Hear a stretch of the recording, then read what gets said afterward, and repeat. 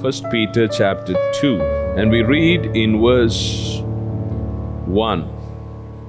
Therefore, laying aside all malice, all deceit, hypocrisy, envy, and all evil speaking. Verse 2, as newborn babes desire the pure milk of the word, that you may grow thereby. It's amazing. Peter gives the formula. If the word has to grow, if you have to grow, let the word grow in your heart. You have to remove some stones in your heart. What are those stones? Hypocrisy. Hypocrisy is having double life. You can't live two life. One at, church, another at home, or one in the office, another in the home. No, you have to be the same person. Then it talks about envy, being jealous about others. That's a killer disease. Talks about evil speaking or gossip, slandering. Now these are the stones. Peter says you remove these stones if the word has to grow and if you have to grow in the word. Now James writes, people do not do what the word says, because only if you do the word can produce results.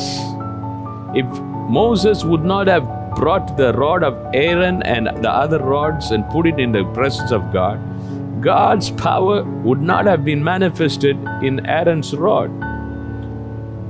As simple as it is, you obey God's word, it will work on your behalf. God will work on your behalf. Now, what stops people from obedience? James says that it is pride, because he says, have meekness. Now, the opposite of meekness is pride. When people have pride, I'm so and so, why should I listen to, I have my own things, let me see if I have time, if it is convenient for me, all these phrases and clauses, if this kind of a mind is there, rather than, Lord, speak to me, your servant heareth, I will obey. If there is no humility, the word cannot produce.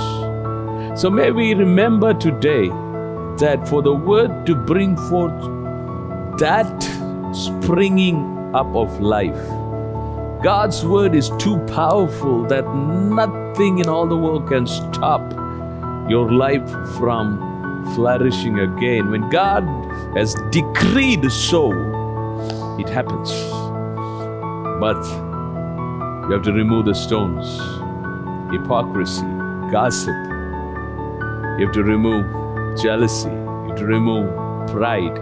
I pray, may there be grace in your life, that your heart be converted into a good and noble heart.